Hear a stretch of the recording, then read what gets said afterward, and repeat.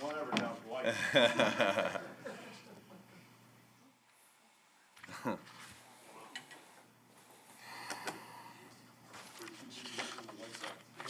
Good morning, good morning. What's that? We're distracted by you. Oh, what's the score? 1-0? White Sox? Yep. All right. Home run or what? No, ground out. Gotcha. Well, something was going on. All the games are noon on a work day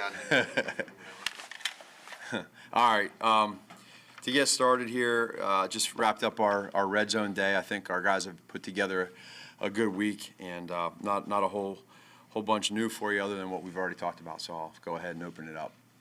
Man, what is Trevathan's status? How close is he? What do you have to do? And how does Ogletree's performance kind of, not complicate, but figure Yeah. it out? No, Danny's doing a good job. I think, to be able to see him out there working through everything, I think he looks good. And so we'll continue to work through his status and where he's at. And, it's been good that Alec Ogletree, to be able to come in here like he has and make some big plays has certainly helped. So we'll keep talking through that, working through it, but appreciate Danny and where he's at. I know Tariq Cohen isn't eligible to come off the pup for a couple weeks, but are you confident that he'll be good to go when he is due, or is it looking like it might be a little longer? Well, he's working every day. I mean, it's, I know it's been a long process for him and for everybody, but the only thing we can ask is that he's present every day. He does everything he can health-wise to continue to try to get back to that point that we know he'll get back to. So the only thing we can do is just keep asking him to keep pushing. Even as frustrating at times it can probably be for him, he's always kept a positive spirit. So we'll just keep monitoring that. Would Matt have you, or is it necessary to have the conversation about the temptations of Vegas? I have not gone there with the guys. It's definitely a valid question by you. But at the same point in time, I hope our guys are mature enough and understand enough to be smart, and I think that's why we also have that curfew. Matt, Damian is a different running back than David. He does some different things, but are there things he brings that are positives in that way, that he brings something new that maybe you don't have with David because of their different styles? Well, yeah, they are a little bit different styles. One thing, I think when you look at David, he's a guy that can, when he hits you, he can make you still miss. And when Damian is in the open field, and you saw David do it too, they can make you miss in space. So they both have that, and Damian has the ability to yards after contact type deal. So they are similar. The place where they're the most similar, I think, is their mentality. I always talk about they got the dog mentality. I love that about them. Damian is a little bit more vocal, or maybe not vocal, but extroverted than David, and to each their own. That means nothing other than their personality. But I know to be able to have them both was great. And then in this situation, when David gets hurt, we feel like, hey, for Damian to be able to come in here and help us, we feel like we're in a good place. This is a guy who was, a couple minutes away from maybe being the MVP of the Super Bowl. Yeah. To have somebody who has done it before and has been a featured back before, is that a luxury as a backup? Yeah, I think so. And, for Damian, as we discussed in the offseason when he was a free agent and just talking to him, he understood his role coming in here, and it was complementary to what we were doing with David. But yes, when you go back and you say, okay, big time moments, he played at on a big time stage and made some big time plays. So I think the players know that, the coaches know that. So there's a sense of calm knowing that in this type of situation he can step in. We saw him in the preseason run pretty Mm-hmm. well. He's a rookie, though. How much faith do you have in him out there? I mean, knowing that, if you miss a pass block or something. Yeah, well, it's rookie stuff. That's where they learn with some of the protection things. But the one thing that you see with Khalil is that he's a smart football player that makes a lot of plays. Also, he's also a physical running back too. So I think he's patient. He's very patient. He sees the holes when he's running. He's learning. Coach Petrie's done a great job at teaching these guys. I really like how he's mentored them. But we feel comfortable with them, and we know that there's, just as we've talked with Justin, there's going to be ebb and flows, right, that go on. And so I think with these running backs or any position at rookie, you just don't want it to be that one time where it's a crucial time. So we got to make sure we coach them up as best we can. Damien's starting, and not a guy over the course of his career who's had a lot of 20, 25 touch games.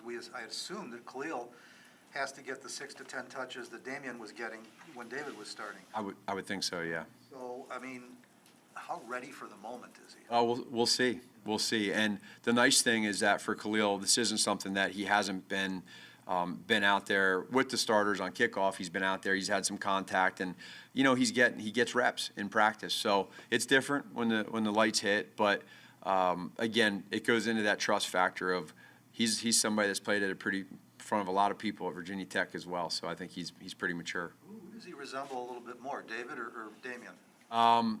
That's a great question. I'd probably say he might be in the middle of them. He really might be in the middle of them. Through the whole quarterback process, your relationship with Andy, and whether it was not the obligation you felt or whatever, just seemed to really trouble you or be difficult for you on a personal level.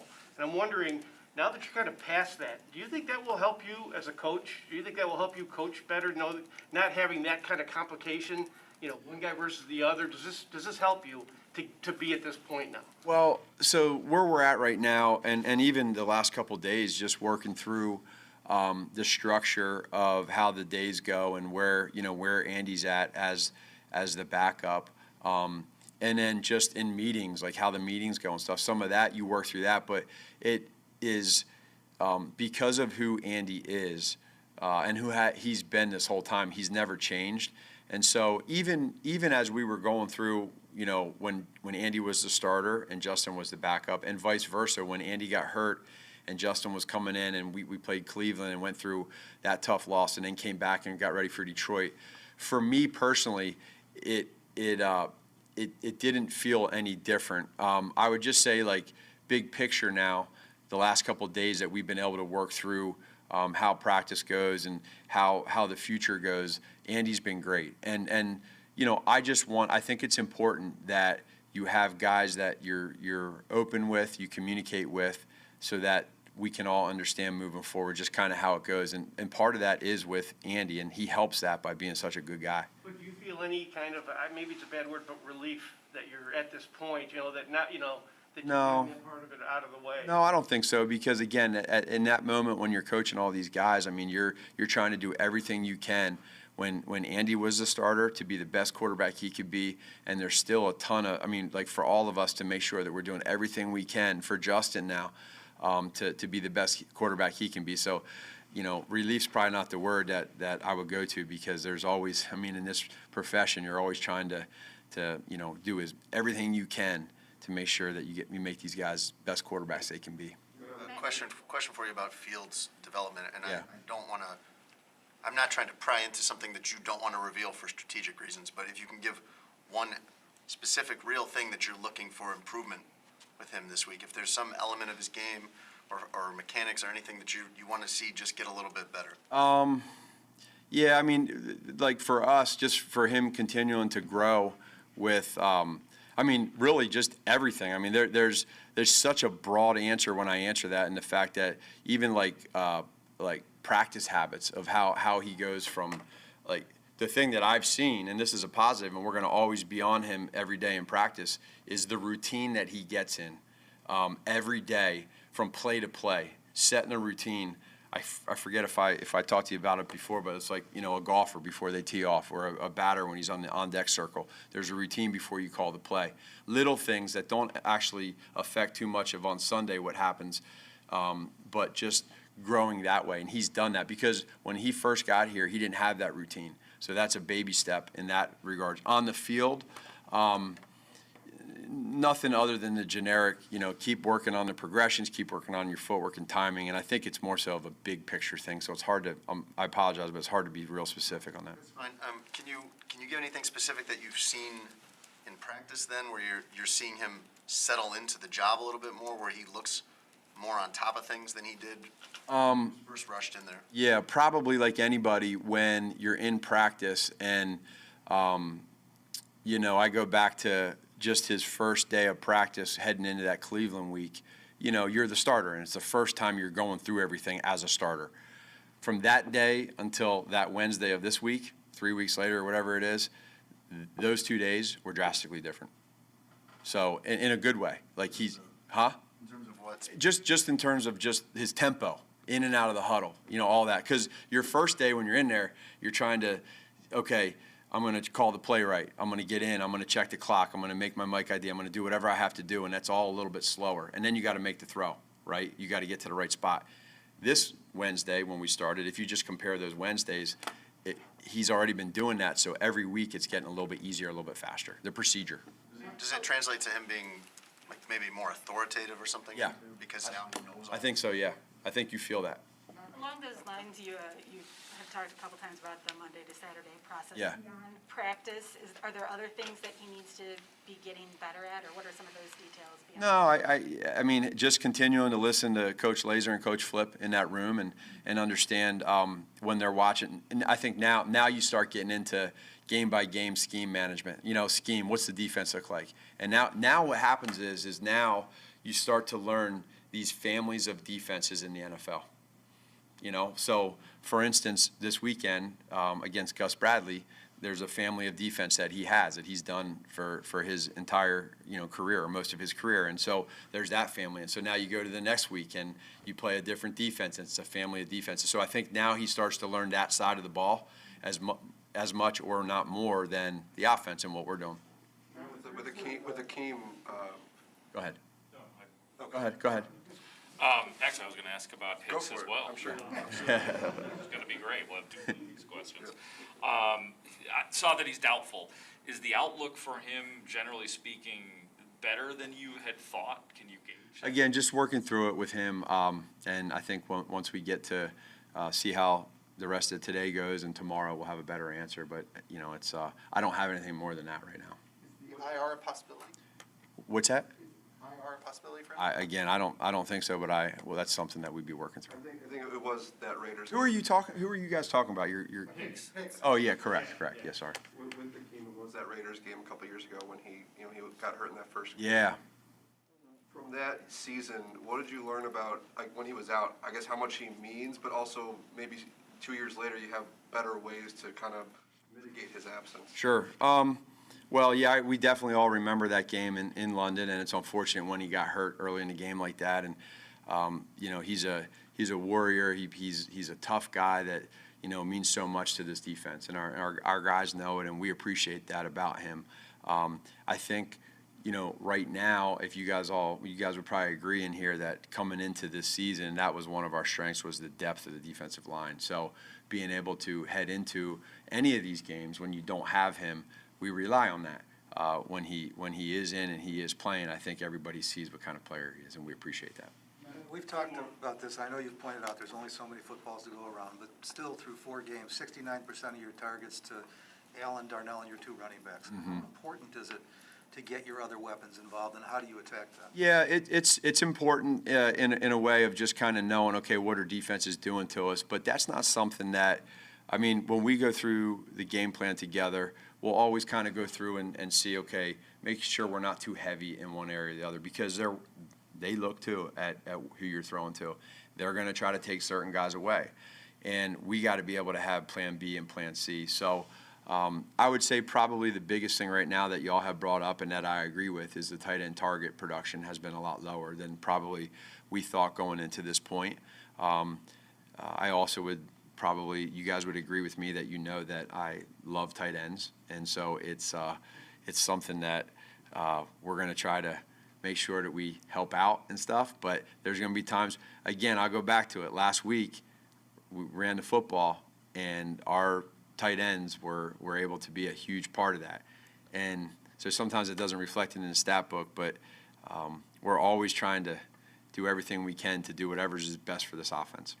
Matt, in the first 4 weeks, how would you assess the play of your offensive line so far? Yeah, I think that they've done a great job at real. We had that one game against Cleveland against a pretty dominant front where, again, that's not just the O-line, but they would tell you that that's a game where we all feel like everybody collectively, and they're a part of that we could have played better. But I just love the fact of their mentality. They don't ever get too high or low. They don't want a lot of credit, and I think it's a reflection of Juan and Donnie and then those players in general. Like they just care about the team, and they know that they're a big part of our success, whether it's running the ball or in pass protection. they're also all leaders too. And I think it's been great for Jason Peters to get in here as a big-time vet and really help tie everything together. So it's been good. Not with Jesse James, is there any clarity you can give us? I know he's been gone. Yeah, as far as what? It's all personal right now for him, so, yep. Thank you, guys. Y'all take care.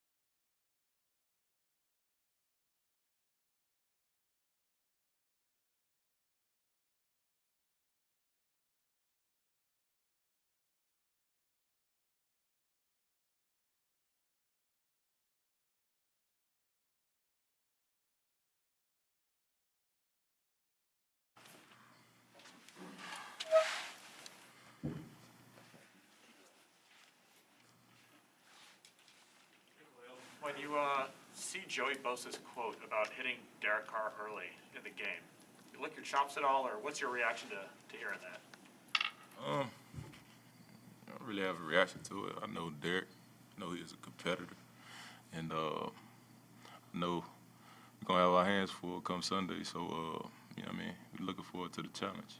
Sean told us that Derek's playing at the highest level that Sean's seen from him. Obviously, you know Derek better than anybody else. Do you kind of agree with that? What have you seen from him this season? I mean, I see a lot of growth. Especially when they sending a lot of people at him. He gets the ball out and he's hitting his targets at a very high rate. And these guys that he got have a lot of speed and they catch the ball in stride and take off. And so it's going to be a good challenge for us this week. Well, I know you go 100% every week, and you actually never played in Las Vegas, but still, it's the Raiders. How different is it this week going back to play them? You say how different is it? I mean, it's different in a sense, because you understand the fan base and what it means to me, especially, and so it's gonna be fun to get a chance to play in front of those Raider Nation out there. Human nature to want to do well against the team that traded you? You say, is it human nature?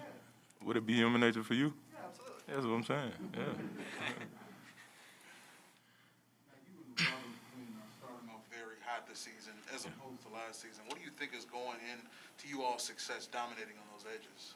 I think it starts off the field, man. Having those conversations early on in the year and taking it to the field and not really talking about it, but actually putting the action behind it. And yeah, trying to get some more scoop and score vibes going this week. And it's just fun, man. It's fun at the same time, and you just feel the brotherhood and everybody working together.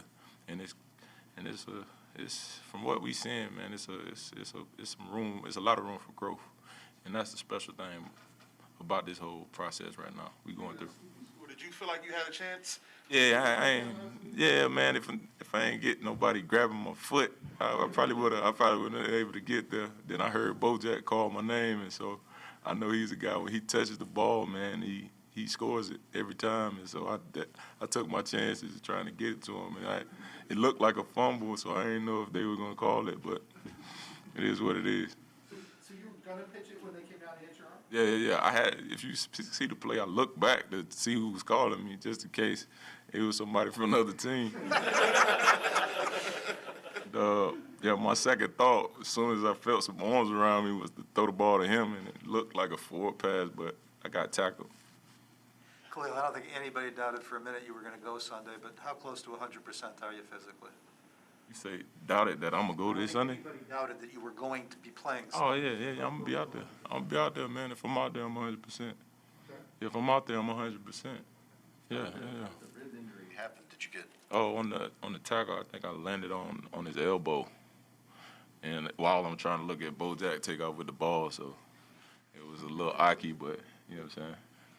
What have these last 2 weeks been like, being held out of practice? I know that to be out there. Yeah. Your coaches have talked for years about trying to Yeah. get back. Yeah. Absolutely. To give into that, did you have to give into them saying it's okay if you don't practice today? Absolutely, man. And it's an understanding, man. Like, talking to Rob and all those guys, they're like, hey, you only need you on Sunday, man. Take your time and get your rest and get ready. And so that's what I've been doing.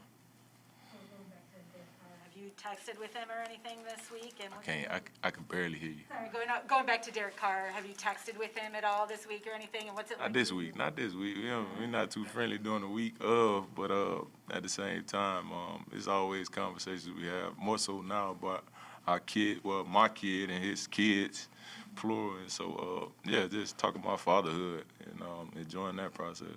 Back to the human nature thing of you wanting to do well against your old team, of course.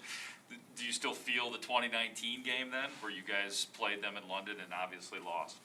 I mean, yeah, it's obviously something that you look at when you study the film and understand what they wanted to do and the message they wanted to send. And so it's our job to know what type of team we're going against and knowing the attitude of the head coach that's over there and understanding who we about to face. What was the message they were sending? Was it? Oh, no, I mean, regardless of what kind of message they wanted to send, is what we felt on our side and understanding that we got to be the ones to make them feel us. In that game, it seemed like Gruden's goal was to not let you beat them. Yeah. Like, he made it apparent, like, that was.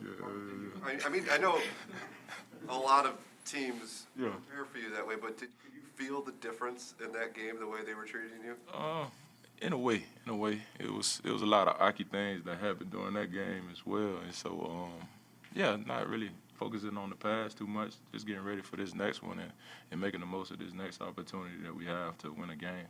Are you expecting a little bit of the same, just knowing that Gruden's still there? Just I don't care. I don't care what they, you know what I'm saying, what they do. I just know I'll be ready for it. You were smiling with the Gruden stuff. Do you think that he was personally making sure in that game that you did not have a great day just because of the trade and everything? You said I really don't care what they was trying to do to me personally. I just want to go out and put the team in a position to win, and that's always been my goal, and that's always going to be my goal. Close to that London game, we now know what the result of that trade was. Everybody they drafted, everybody the Bears drafted with those picks. And do you know that in your head? Hey, they got this guy as part of the trade. They got that guy as part of the trade. And Nah, I'm the last person to think about what they got and what we, you know what I mean? That's not how I vibe. I know what we got here, and ultimately want to win championships here and put ourselves in position to do those things. And so the thing that's going to do that is beating them this week. Khalil, as much as you like to be out there during the week, have you found that you have more on Sunday when you don't practice as much? In a way, it works like that. You know what I'm saying? But at the same time, it's kind of, you know what I mean? It's kind of a give and take because you still not getting the reps that you need to work with everybody else, and so it's a matter of being on the same page as well. And so that's some positive things that you get when you practicing throughout the week. But at the same time, you have to have your mind sharp enough and still be having those conversations, as I've learned over the years. You know what I'm saying? To go out and still be effective together as a group and conversate and go through all those things mentally. appreciate it, guys. Thank you. Thanks, Will. Appreciate it.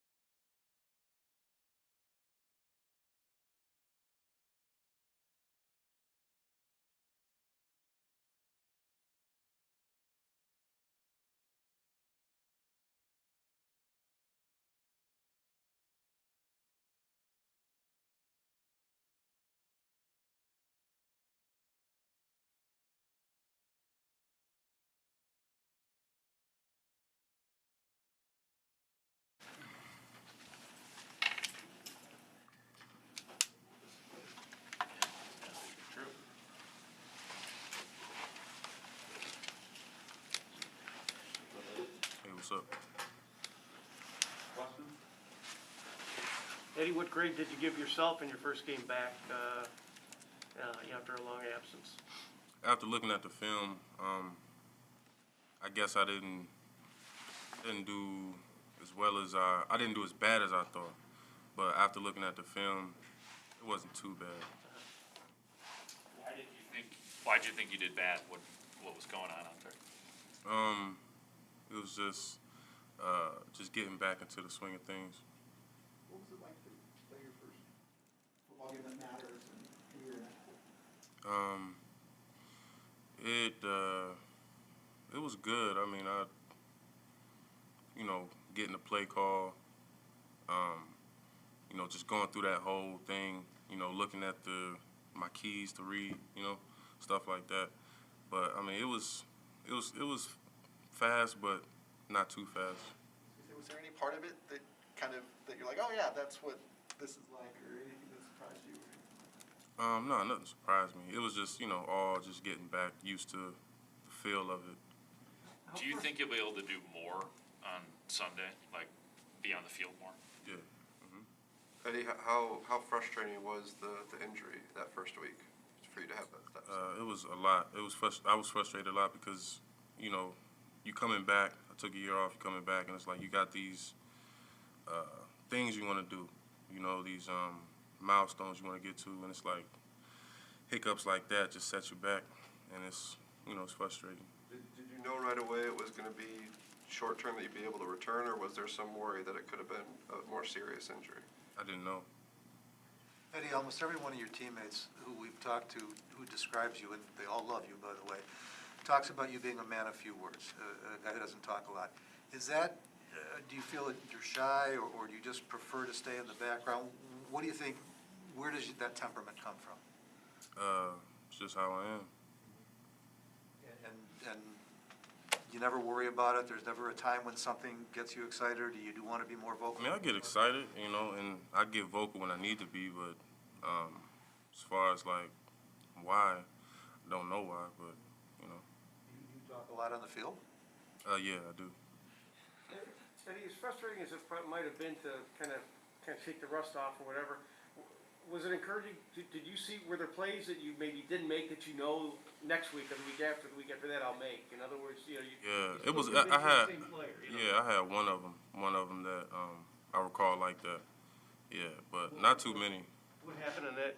I could have used my hands better. I'm sorry? I could have used my hands better.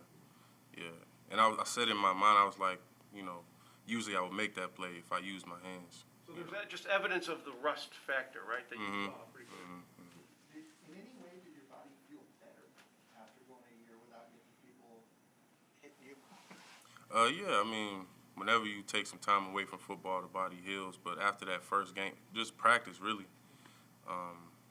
It's kind of, you just get sore all over again. So. Eddie, the kid behind you is kind of intriguing, Kairos Tonga. What are your observations of him so far? I feel like he's just a powerful guy, and once he learns how to, incorporate that in his game, he'll be great. You look forward to mentoring him at all, or working with him on? Yeah, we talk, we talk a lot, and I give him pointers, I give him, my tips and stuff like that. But just give it time. Kind of the inverse of the rust question. Was there any moment during the game where you say, oh man, this is like riding a bike, and you're just like, I got this. It's great to be out here and performing the way I'm performing right now? Yeah. So when I looked at the film, I realized I got better as the game went on, and that's when I started feeling like that. You mentioned your relationship with Tonga and how you all communicated. After having taken a year off, Bears have added different players. How has your relationship grown with the defensive line and the defense in general? I mean, we all mesh, all the personalities in the. You talking about the defensive line room, right? Yeah, the defensive line, first. Yeah. I mean, yeah, we, everybody meshes, everybody's cool, so it's all good. I know you don't play exactly the same position, but when Akeem is doubtful for Sunday, does everybody have to step their game up a little bit with him out, or is it just a do-your-job sort of situation? Us both, because we have to do our job, but at the same time, if Akeem doesn't play, somebody has to fill that role, because he's a presence. Does somebody have to fill that vocal role too? I mean, he's a presence, but he's also loud. Yes. I mean, you always want to be yourself. You know, you don't want to try to be anybody else, but definitely somebody needs to bring the fire. A couple more. Are you completely comfortable now and happy with your decision to come back? I'm assuming there was not much doubt in your mind, but now that you're back and on the field, do you feel good about it? Oh yeah. Mm-hmm. Eddie, where were you at physically, mentally when you were out on the COVID list or in the summer? What was that like for you to deal with that? It was just I don't know. Every day was kind of like just, you know, I would just do the same things every day. You know, work out and just do, you know, regular stuff. You know, so it wasn't fulfilling. Eddie, when Hicks is out, who do you, as a, you know, big player in the defense, who do you look to be that voice? Because Danny's not out there either, and who's the one you look to kind of fill that void? I mean, defense has a lot of guys that could, you know, arise in certain situations, that can make plays in key situations. Bilal is becoming more of a vocal guy. Who else? Eddie Jackson is more of a vocal guy. Mac is more of a vocal guy. So, I mean, the defense has a lot of people you can depend on for that role, you know. Roquan, yeah, I forgot Roquan. Yep, him too. Thank you.